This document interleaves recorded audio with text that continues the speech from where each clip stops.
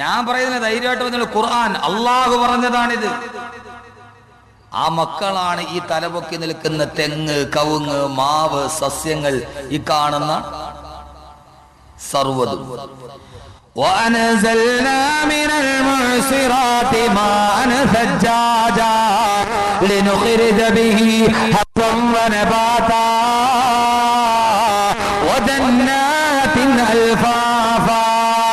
അല്ലാഹുവിന്റെ വിശുദ്ധമായ ഖുർആൻ നൂറ്റാണ്ടുകൾക്ക് മുമ്പ് പറയുകയാണ്, ആകാശം പുരുഷനാണ്, ആ പുരുഷന്റെ ഇണയാണ് ഭൂമി, അവർക്കുണ്ടാകുന്ന സന്താനങ്ങളാണ് ഈ സസ്യലതാദികൾ.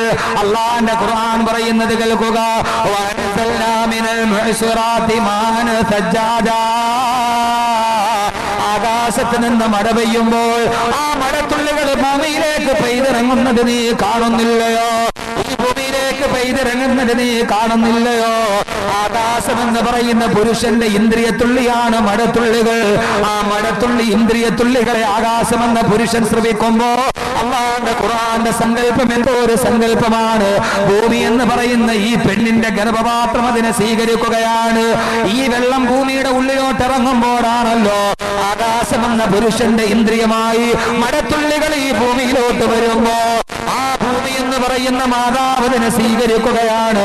അതിന്റെ ഗർഭപാത്രത്തിലേക്ക് മഴത്തുള്ളി ഇറങ്ങുകയാണ്. അല്ലാഹു പറയുന്നു, എന്തിനാണ് ആകാശത്തിന്റെ വെള്ളത്തുള്ളി, എന്തിനാണ് ഈ ഭൂമി എന്ന ഭാര്യ സ്വീകരിക്കുന്നതെന്നറിയുമോ? ലിനുഖ്രിജ ബിഹി ഹബ്ബൻ വനബാതാ. ഈ ഭൂമിയുടെ ഗർഭപാത്രത്തിൽ കിടന്ന വെള്ളം കുറെ കഴിയുമ്പോ അതിലൂടെ സസ്യങ്ങൾ മുളയ്ക്കലായി, വൃക്ഷങ്ങൾ കായ്ക്കലായി, അതിലൂടെ ഈ ഭൂമി മുഴുവനും ഫലഭൂയിഷ്ടമായി മാറലായി. ആകാശമെന്ന പുരുഷന്റെ ഇന്ദ്രിയത്തുള്ളിയായ മഴത്തുള്ളി ഭൂമി എന്ന് പറയുന്ന ഭാര്യയുടെ മാറിടത്തിലോ പിറക്കുമ്പോൾ ഈ ഭൂമി പ്രസവിക്കുന്ന മക്കളാണ് ഈ കാണുന്ന വൃക്ഷങ്ങളെന്ന്, ഈ കാണുന്ന സസ്യങ്ങളെന്ന് അല്ലാഹുവിന്റെ വിശുദ്ധ ഖുർആൻ. അതുകൊണ്ട് സഹോദരങ്ങളെ, ലോകത്തിലെ കുടുംബത്തിന്റെ മാതൃക ഈ ആകാശമാണ്, ഈ ഭൂമിയാണ്, ഈ അല്ലാഹു സൃഷ്ടിച്ച ഇതെല്ലാമാണ്. കമർ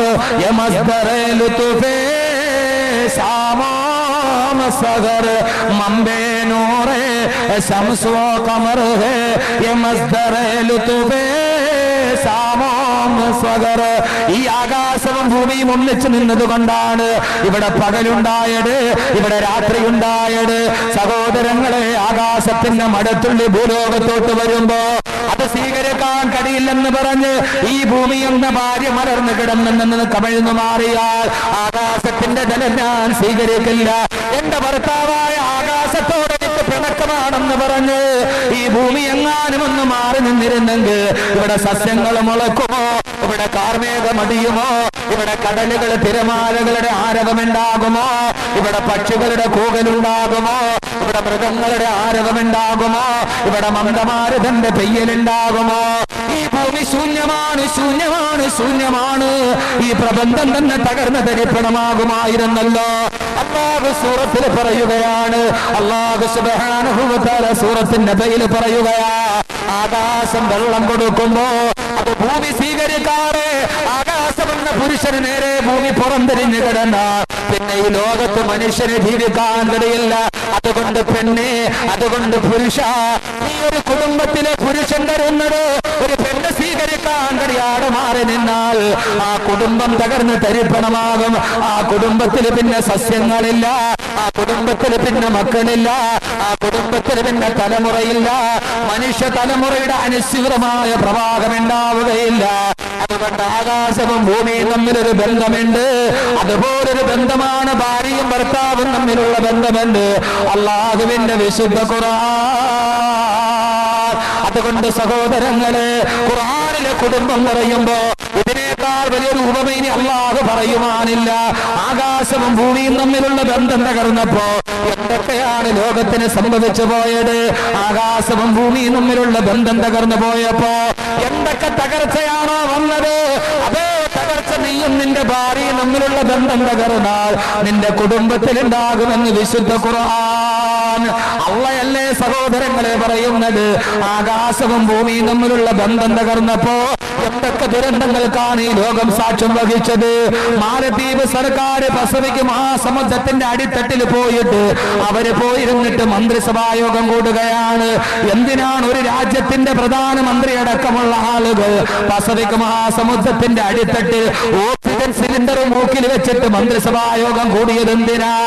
നേപ്പാൾ സർക്കാർ മന്ത്രിസഭാ യോഗം കൂടിയത് 8848 മീറ്റർ ഉയരമുള്ള ഹിമാലയ പർവ്വതത്തിന്റെ മുകളിലല്ലയോ?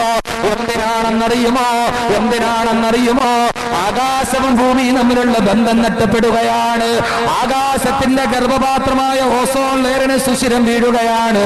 ഈ ഭൂമിയിൽ നിന്ന് 14,95,97,906 കിലോമീറ്റർ മുകളിൽ നിൽക്കുന്ന 1.5 കോടി ഡിഗ്രി സെന്റിഗ്രേഡിൽ കത്തിജ്വലിക്കുന്ന ഒരു സെക്കൻഡ് കൊണ്ട് 1.5 ലക്ഷം ടൺ ഹൈഡ്രജൻ ഹീലിയമാക്കി മാറ്റുന്ന ലോകത്തിലെ ഏറ്റവും വലിയ ആണവ നിലയമായ സൂര്യന്റെ സൂര്യപ്രകാശം അത് തടുത്തു നിർത്താൻ ആകാശത്തിന്റെയും ഭൂമിയുടെയും ഇടയിൽ അല്ലാഹു സുരക്ഷിതമായ ഒരു പാളിയെ വെച്ചു. ആ പാളിയാണ് ഓസോൺ പാളി.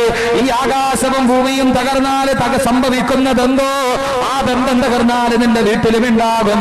അതുകൊണ്ട് ആകാശവും ഭൂമിയിലുള്ള ബന്ധം തകർന്നപ്പോൾ സംഭവിച്ചതെന്താ? ഓസോൺ ലെയറുകൾക്ക് സുഷിരം വീണപ്പോ സൂര്യന്റെ അൾട്രാവയലറ്റ് രശ്മികൾ നേരിട്ട് ഭൂമിയിലേക്ക് പതിക്കാൻ തുടങ്ങി. സൂര്യന്റെ അൾട്രാവയലറ്റ് രശ്മികൾ നേരിട്ട് പതിച്ചപ്പോ സംഭവിച്ചതെന്താ? ഈ ലോകത്തിന്റെ ബാലൻസ് തകിടം മറിഞ്ഞില്ലേ സഹോദരങ്ങളെ? പണ്ട് പുകവലിച്ചിട്ട് ക്യാൻസർ വരുമെന്ന് പറയുമായിരുന്നു, മുറുക്കിയിട്ട് ക്യാൻസർ വരുമെന്ന് പറയുമായിരുന്നു. RCCയിൽ 6 ആഴ്ച പ്രായമുള്ള കൊച്ചുകുഞ്ഞിന് ബ്ലഡ് ക്യാൻസർ ആണത്രേ. ആ കുഞ്ഞെപ്പോഴാണ് മുറുക്കിയത്? ആ കുഞ്ഞെപ്പോഴാണ് പുകവലിച്ചത്? റീജിയണൽ ക്യാൻസർ സെന്ററിൽ 6 ആഴ്ച പ്രായമുള്ള കുഞ്ഞാണ് ബ്ലഡ് ക്യാൻസർ പിടിച്ചിട്ട് കിടക്കുന്നത്. ആ കുഞ്ഞുമോന്റെ പൈതൃകം തകർത്തതാരാണ്? ആ കുഞ്ഞിന്റെ ശൈശവകാലത്തിന് വില പറഞ്ഞതാരാണ്?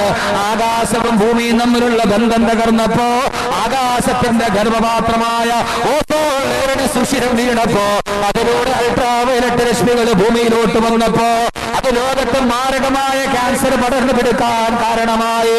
മിനിങ്ങാന്ന് ഞാൻ കൊല്ലം ജില്ലക്കടുത്തുള്ള തോനകപ്പുറത്തിനടുത്ത് പള്ളിത്തോട്ടത്ത് വയല് കഴിഞ്ഞിറങ്ങുമ്പോ ഒരു പിതാവ് വന്നിട്ട് എന്നോട് പറഞ്ഞു, ഉസ്താദേ, എന്റെ മകൻ 7 വയസ്സുകാരനായ പൊന്നുമോൻ RCCയിൽ ബ്ലഡ് ക്യാൻസർ പിടിച്ചിട്ട് കിടക്കുകയാ. അല്ലാഹു ആ കുഞ്ഞിന് ശിഫ നൽകി അനുഗ്രഹിക്കുമാറാകട്ടെ.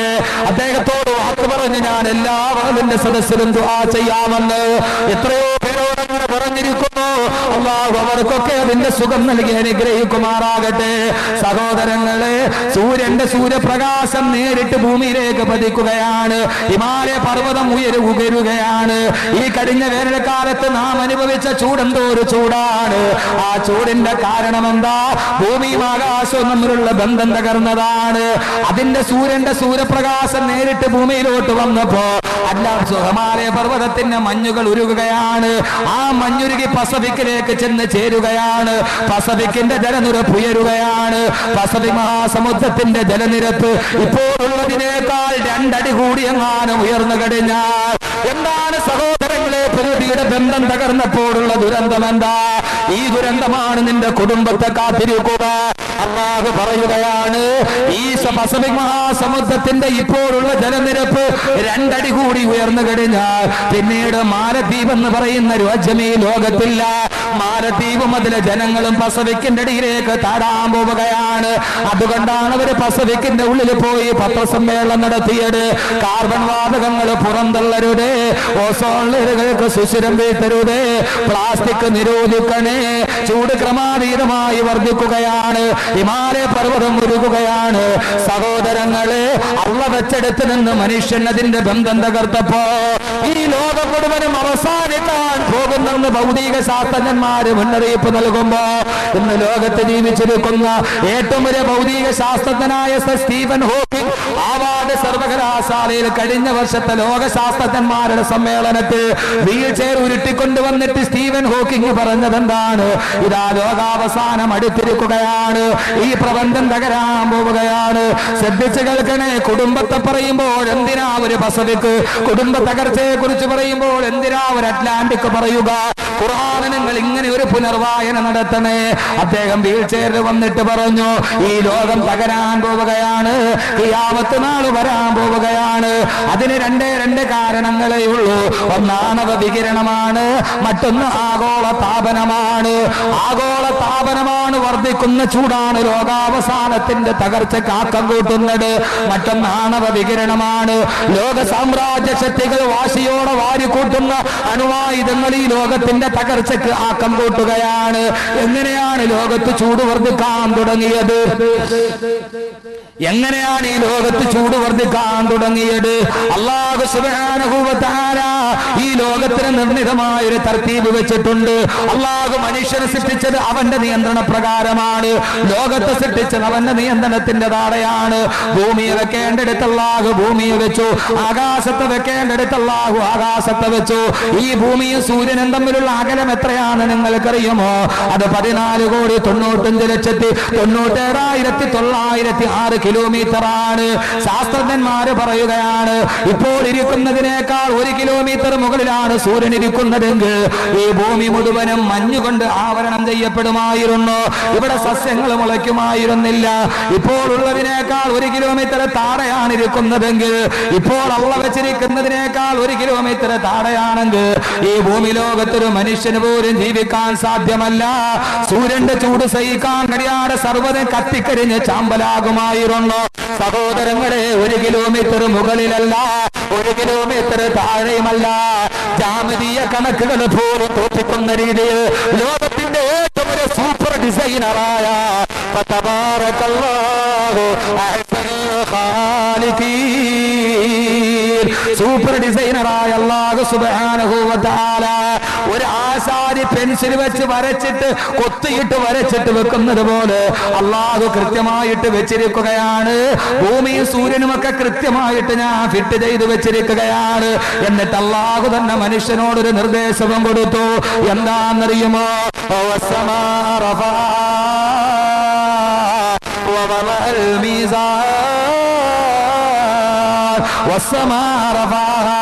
ആകാശത്തെ ഞാൻ ഉയർത്തി വെച്ചിരിക്കുകയാണ് എന്ന് പറഞ്ഞാൽ സൂര്യനും ഭൂമിയും തമ്മിൽ ഞാനൊരു അകലം വെച്ചിട്ടുണ്ട്.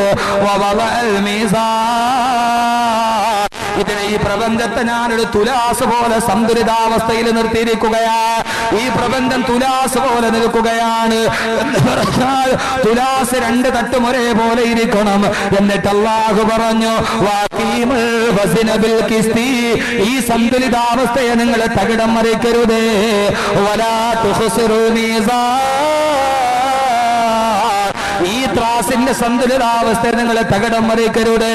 അല്ലാഹു പറഞ്ഞു, വലാ തുഫ്സിദൂ ഫിൽ അർളി ബഅദ ഇസ്ലാഹിഹാ വലാ തുഫ്സിദൂ ഫിൽ അർളി ബഅദ ഇസ്ലാഹിഹാ. ഈ ഭൂമിയെ ഞാൻ ചൊവ്വാക്കി വെച്ചതിന് ശേഷം നിങ്ങളായിട്ട് കുഴപ്പമുണ്ടാക്കരുത്. നിങ്ങൾ ഈ ഭൂമിയിൽ കുഴപ്പമുണ്ടാക്കിയാൽ, ആകാശവും ഭൂമിയും തമ്മിലുള്ള ബന്ധത്തെ നിങ്ങൾ തകർത്ത് കളഞ്ഞാൽ പിന്നീട് നിങ്ങൾക്ക് ചൂട് വർദ്ധിക്കും, മാരകമായ ക്യാൻസറിന് നിങ്ങൾ അടിമകളാകും. അതുകൊണ്ട് നിങ്ങളെങ്ങാനും ആ സന്തുലിതാവസ്ഥയെ തകിടം മറിക്കരുത് എന്ന് അല്ലാഹുവിന്റെ വിശുദ്ധ ഖുർആൻ. അല്ലാഹു പറഞ്ഞതെല്ലാം കൃത്യമായിട്ട് ഞാൻ വെച്ചിട്ട്